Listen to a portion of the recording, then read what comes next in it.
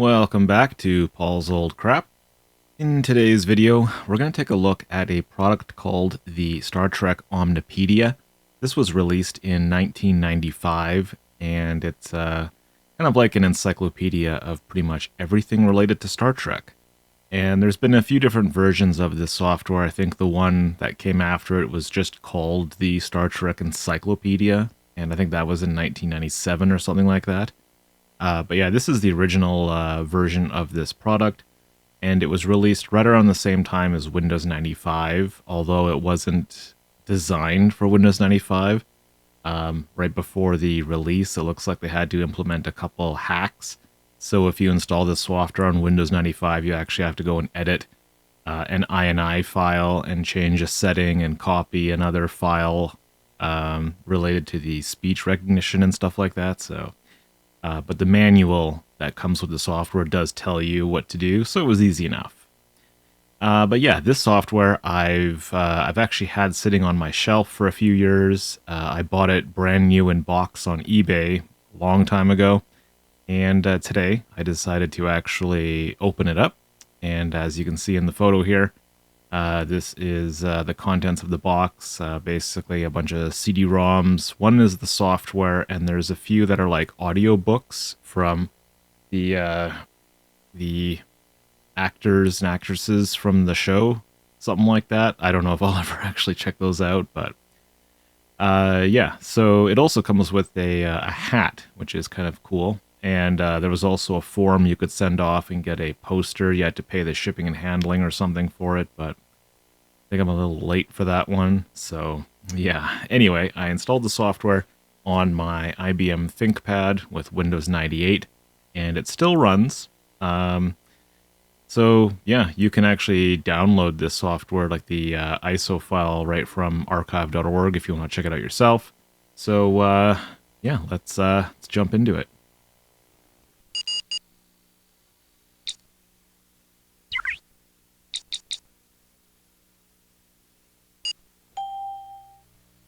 And yeah, it's gonna complain about stuff because it's an old software. Now establishing data link. Memory Alpha. Welcome to the Federation Omnipedia Databank. Accessing. Ready. Okay, and here we are. So there's, I wasn't too sure what to expect of this software originally. This is the first time I've ever seen this, but there's quite a bit of data in here. You start off in the encyclopedia mode, and right away you've got like this list of A through Z. So, you know, you could just like scroll through all of this and just so much data. And there's multimedia as well. So like the first one we have here, there's this little image down here. If you click it, it opens up to this person, probably from the original series because you have no idea who it is. But yeah, you can go down a bit more. It just basically gives brief descriptions of things. Let's see if we scroll down, find something else here. The One. Who is this? Title taken by the android Lore. Oh, okay. Lore as the One. Interesting. So yeah, like basically a bunch of terms right in the encyclopedia here. And then it also has a lot more stuff too. If we hop over to resources, looks like a list of actual actors from the show. The guy who played Gul Dukat. Apparently he played a bunch of different characters. So, that's neat. And then, yeah, you can scroll down and find all the other people who are in here. I don't know if I recognize any of these names right away. That's pretty neat. Let's see. Author's introduction to the encyclopedia. This is just probably talking about this product itself. The credits for the CD-ROM. Tricorder. What is this? Oh, neat. I guess it goes through the different tricorders that they had in the show. If we click here, it goes through the different versions. The Star Trek 3 version, the Next Generation version, heavy tricorder. Okay, I have no idea what that is. Ooh, warp speed chart.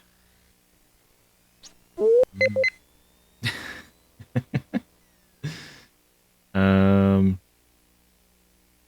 that's interesting.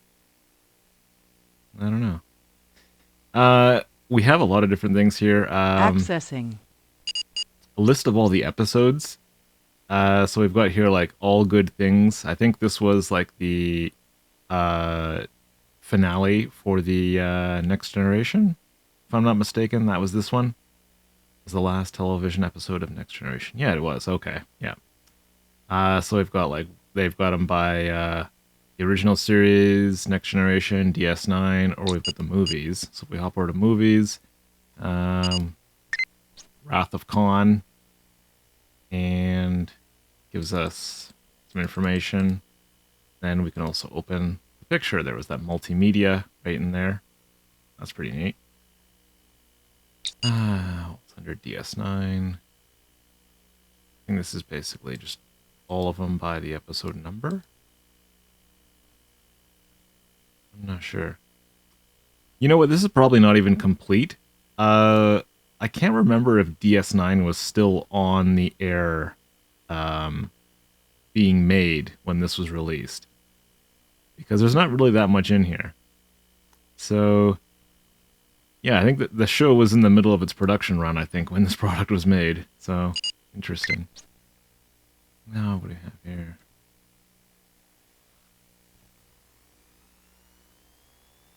This must have been from, like, what? Very... I don't know. Was that even an episode? Maybe that's, like, some sort of intro to this series. And then this was the first episode, Emissary Parts 1 and 2. Yeah, okay.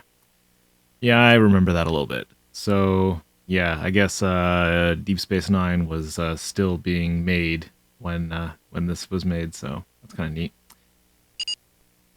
And then I guess this is like history according to the Star Trek world, I think. Well, let's take a look at some of these. Like, happened in 1930. Leonard McCoy in Earth's Past, having gone through something, something. Okay, so these are like events in time based on what they were in the Star Trek universe. So, yeah, if we go to like close to where we are right now, let's see, 2025, the reunification of Ireland. Interesting. Okay. I don't know about that. 2018. Advances in satellite propulsion technology makes sleeper ships obsolete. Uh-huh. 2009. What happened in 2009? Earth Saturn space probe mission. I don't know. I don't think we're going to Saturn. Space probe launched from Earth to seek out new life forms. Yeah, I don't think there's any life forms out there, unfortunately. But then it just keeps on going, and then I guess these are the dates where these particular episodes took place. I guess that would be the title of this episode from Next Generation, and the star date, and what it actually translates to in Earth years or whatever, I suppose. I wonder if... Let's see, what does it go up to?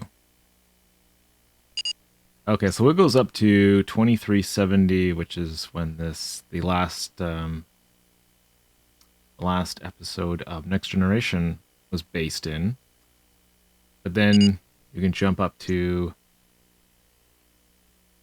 Okay, so yeah, events in the late 24th century based on what we saw in All Good Things when Picard was jumping to the future, I guess. So then you've got some other ones. 27th century. Um,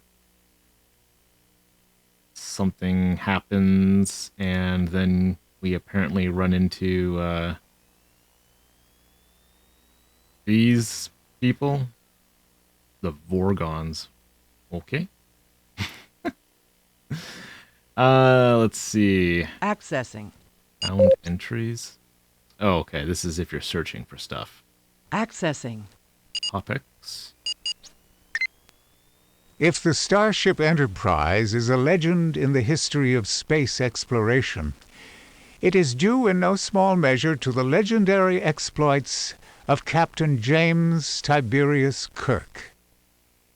Kirk was born in the year 2233 in Iowa on planet Earth. He entered Starfleet Academy at age 17 and was quickly recognized as an exceptional student. Kirk earned notoriety for being the only Starfleet cadet ever to beat the infamous no-win Kobayashi Maru simulation exercise. He did this by reprogramming the simulation to make it possible to win, and thereby won a commendation for original thinking. After graduation in 2254, Kirk's first assignment was aboard the USS Farragut. Kirk was a member of a landing party to planet Tycho IV during a tragic incident in which a cloud creature caused the death of over 200 Farragut crew members, including his commanding officer, Captain Garovic. Although there was nothing he could have done to save them, the incident haunted Kirk for many years. Young Kirk's interests were not limited to academia and space exploration. During his academy days, he became very close to Ruth and to Janice Lester. I'm going to pause this. I'm not actually sure how long this plays out for, but that's kind of interesting. I am curious to know, what is it? The production history, what this might say. Star Trek's vision of the future was the creation of writer-producer Gene Roddenberry. Although Roddenberry was primarily noted as a writer of television westerns, in the early 60s he began developing a number of other properties, including one that he described as Wagon Train to the Stars. In 1964, the camera started rolling on a pilot episode for Star Trek. This episode, entitled The Cage, starred Jeffrey Hunter as Captain Christopher Pike, in command of the Starship Enterprise. To Roddenberry's disappointment, NBC rejected the Star Trek pilot, calling it too cerebral. The only consolation was the fact that NBC was willing to give Star Trek a second chance by ordering a second pilot episode.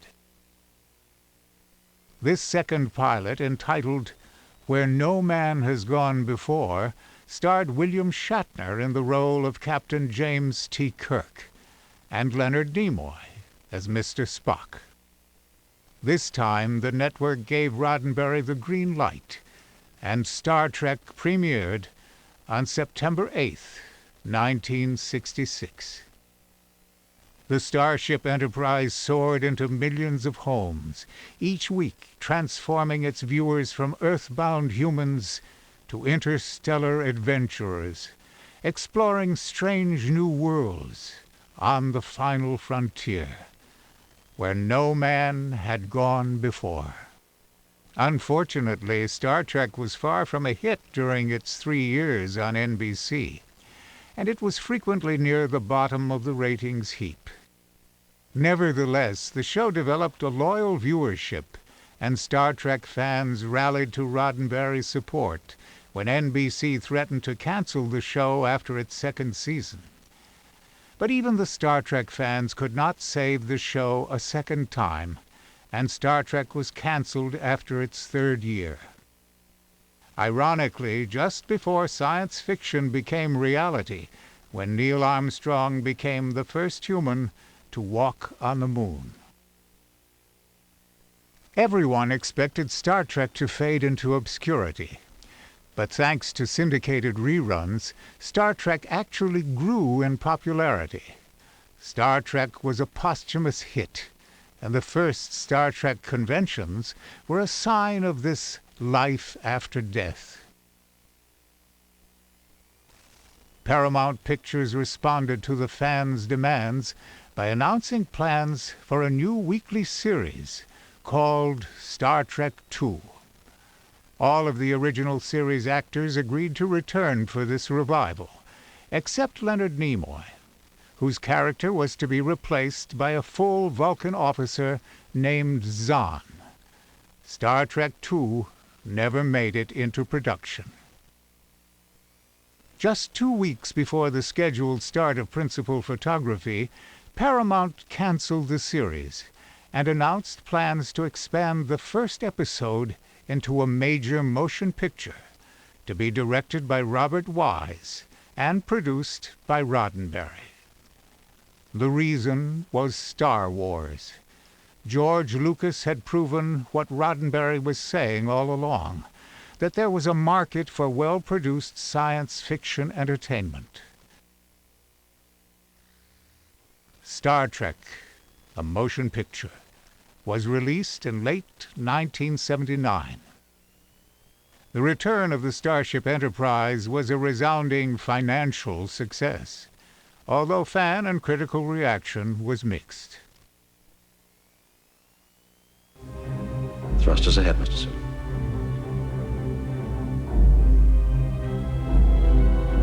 Take us out.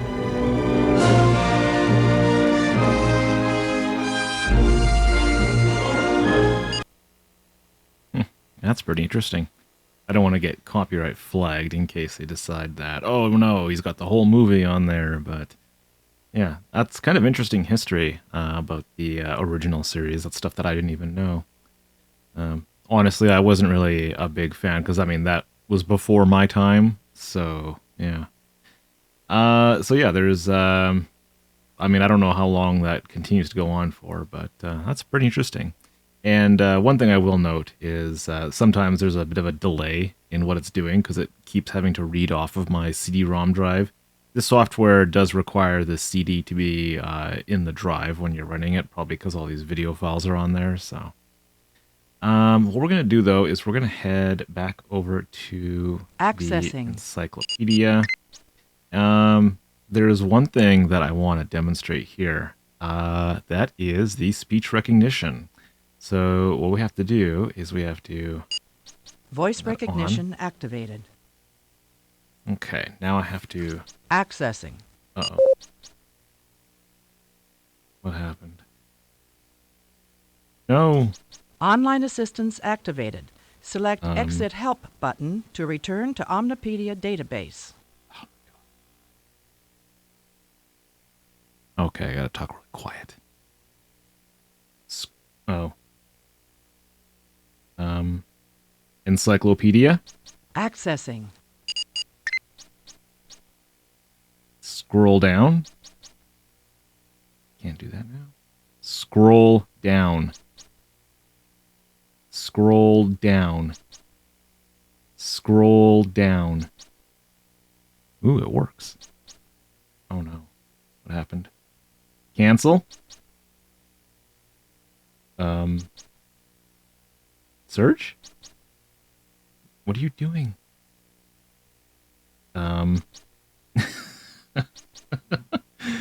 This thing is way too sensitive.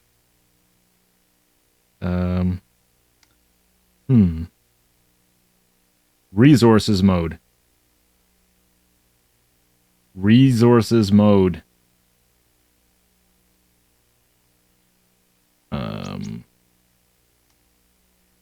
Resources. No! What the hell? What is going on? Executing close? No, I didn't say that. Resources mode. Resources. Resources mode. Scroll up? Online assistance activated. Select Jeez. Exit Help button to return to Omnipedia database. There's this little sheet of paper that comes in the box, and it tells me what commands it's supposed to be able to accept. But it literally is tracking everything I say. And what's interesting is that the Macintosh version actually requires that you say the word computer in front of every command. So I don't know why the Windows one doesn't, but on the Mac one, it's like you have to say computer resources, right? And that's way more Star Trek-ish when you have to say computer first. And you can even pretend that you're Scotty, where you pick up the mouse and say, hello, computer. Yeah, okay. Exit help. Let's try this again. Begin word search. Really? Begin word search. Begin word search. Cancel.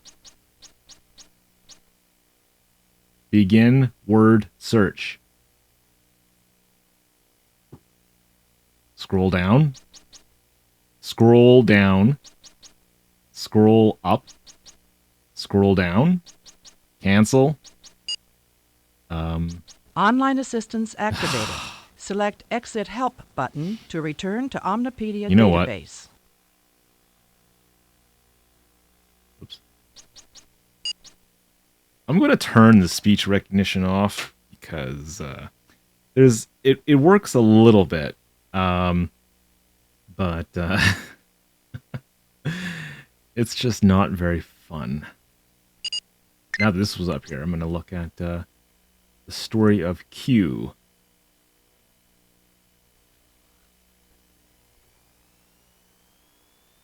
Q judges humankind. Ooh, what's this video clip?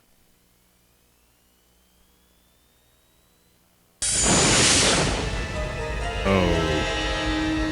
Q. Red alert. Au contraire, mon capitaine! He's back!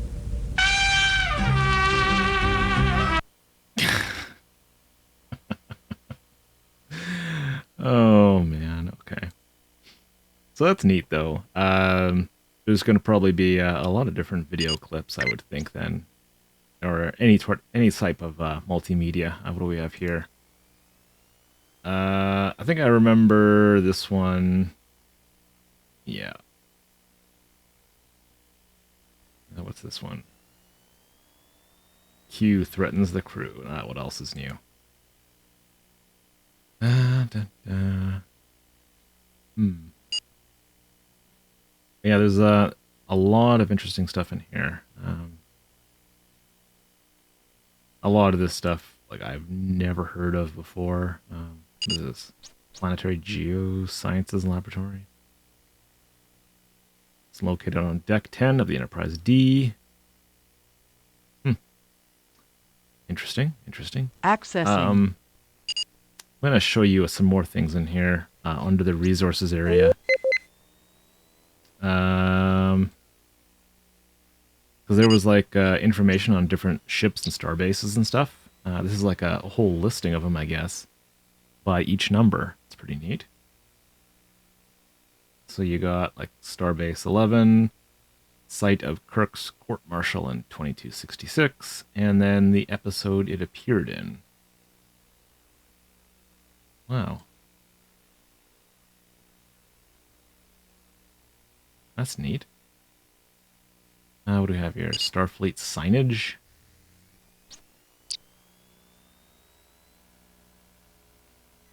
Goes over all the different designs. Let's see over here. This is pretty in-depth. I never would have even like have thought of this stuff. Wow. The warning signs for the airlock safety procedures. This is wild.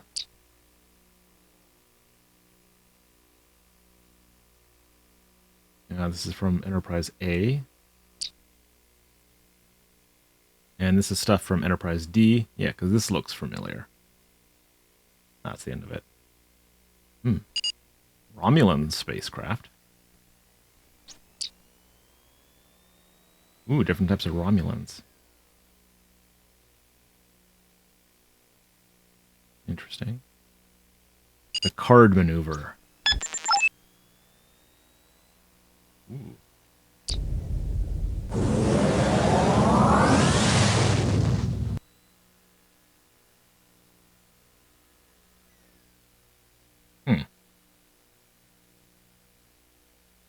That's interesting.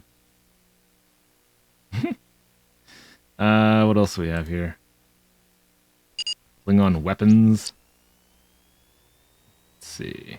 Disruptors. Knife thing. Oh, they don't go over the, oh, what is it called? The batleth or something? Enterprise decks. Oh, it's from the original series.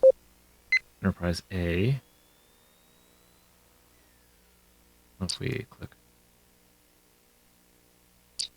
Oh, interesting. Enterprise D. Yeah, there's a lot of neat information here. What is this? Symbols. The United Federation of Planets. The Vulcan something or other. Klingons.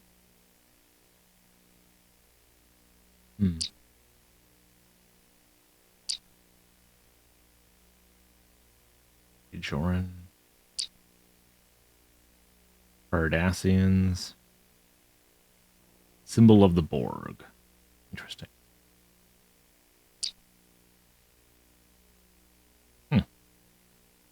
Ooh, the tricorders. The original series, Star Trek 1 version, Star Trek 3, Next Generation 1. Did I already look at this? I feel like I already made a comment about the heavy tricorder. Wow, my memory's terrible. I have no idea. Starships. Excelsior class. The refit Enterprise. The original Enterprise. Constellation class. Miranda class.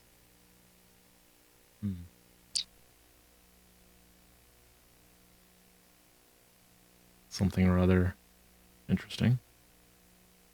The Intrepid class.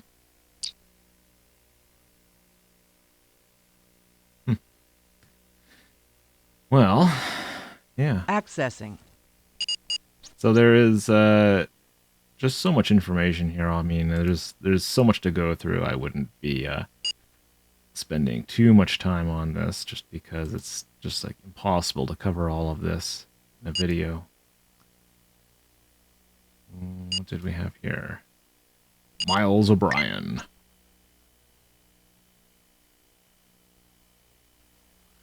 I guess it talks about his history. Working under Benjamin Maxwell from the Rutledge.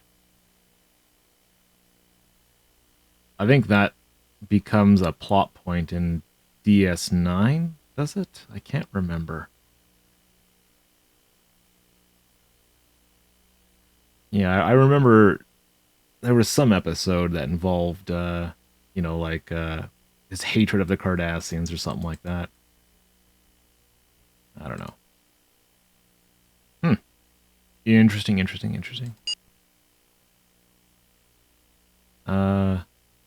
Nucleonic beam. So there's things that are in here that I don't know what this is. I don't know. So yeah, there's there's quite a bit of information in here. Yeah, the NCC prefix designation for Federation ships. Interesting. Mutara Nebula. Why does this sound... Okay, yeah, that was from Wrath of Khan. That's why I recognize that name. Interesting. Well, yeah, I don't think there's anything else I'm going to look at here, because, I mean, we're approaching, like, 30 minutes on this video, and we've only just, like, lightly touched on a few of the topics in this software. So, yeah, if you want to check it out yourself, if you just search archive.org for the Star Trek Omnipedia, there was, like, a couple different entries in there with the full CD-ROM image, and one of them, at least one of them, had the whole scan of the manual that tells you how to install this on a Windows 95 or 98 computer and what changes you have to make in order to make the speech thing work properly. To the degree that we had it here, which is, you know, I suppose it's technically usable, but I mean, it's not the greatest. It's still fun to play around with, though. But yeah, anyway, I think that's going to wrap up this video. Yeah, I'm just going to basically be going through all the software titles on my software shelf at some point and making these videos on them. This is something I will hope to continue doing. I have no idea how long it's going to take to go through all the software. I do have a lot of software titles. So, yeah, but I wanted to do this one because I was a fan of Star Trek in the 90s. So, yeah, and I will be covering more Star Trek content in the near future. I've got a couple other Star Trek games that I'll be looking at. So, yeah, anyway, thank you for watching.